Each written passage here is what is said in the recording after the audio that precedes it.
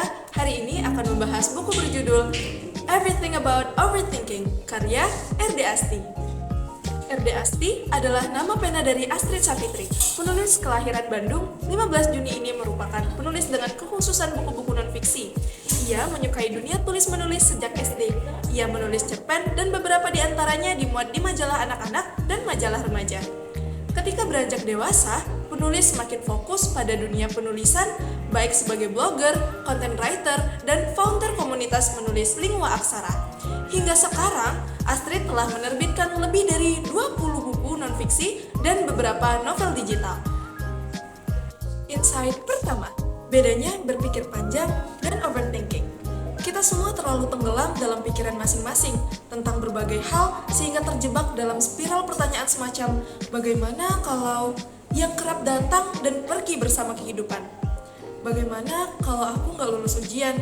Bagaimana kalau aku tidak pernah mampu untuk membuat rumah di masa depan? Benar, ini semua adalah salah satu yang manusia pikirkan. Namun, terdapat perbedaan antara berpikir dalam jumlah yang tepat dan terlalu banyak berpikir. Berpikir secara mendalam membantu kita dalam pengambilan keputusan. Sebaliknya, overthinking adalah tentang terjebak.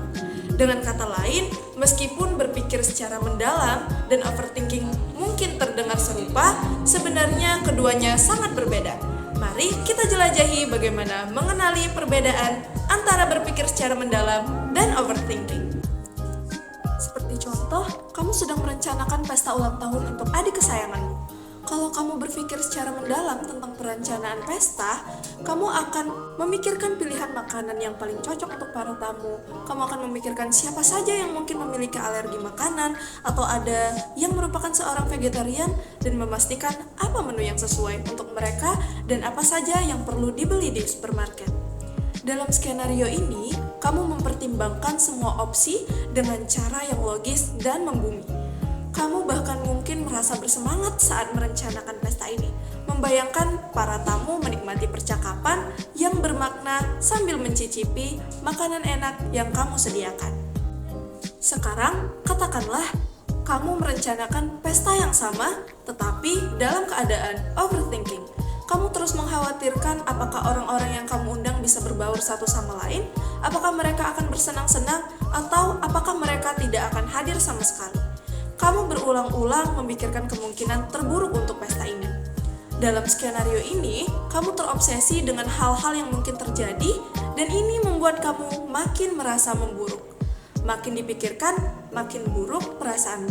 Dalam keadaan itu, kamu mengalami kesulitan memutuskan menu makanan apa yang akan kamu pesan karena kamu sudah merasa sangat lelah dan cemas. Insight kedua, kapan berpikir mulai menjadi masalah?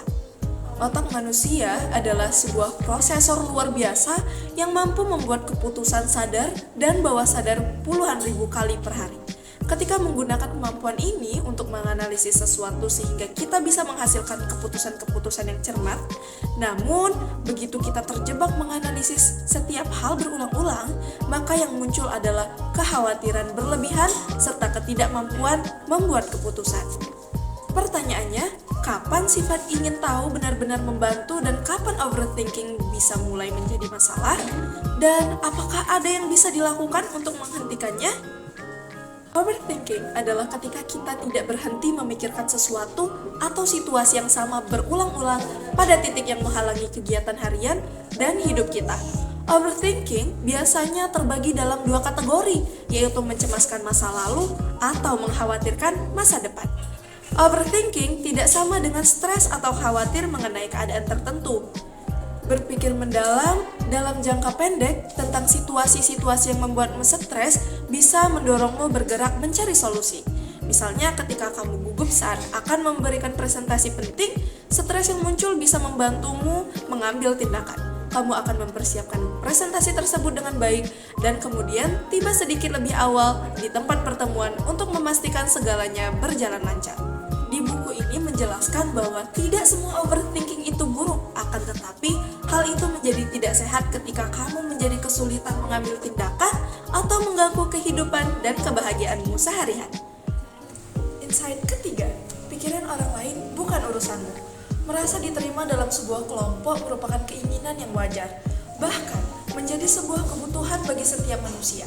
Bagaimanapun spesies kita terus berevolusi agar bisa bertahan hidup lebih baik.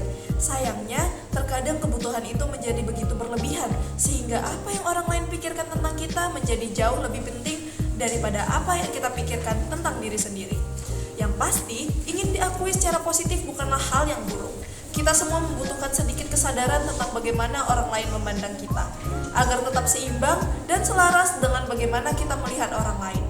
Hanya saja, terlalu berfokus pada apa yang orang lain pikirkan bisa membuat kita hanya menghargai apa yang diinginkan orang lain dari kita, bukannya apa yang kita inginkan dan apa yang kita butuhkan.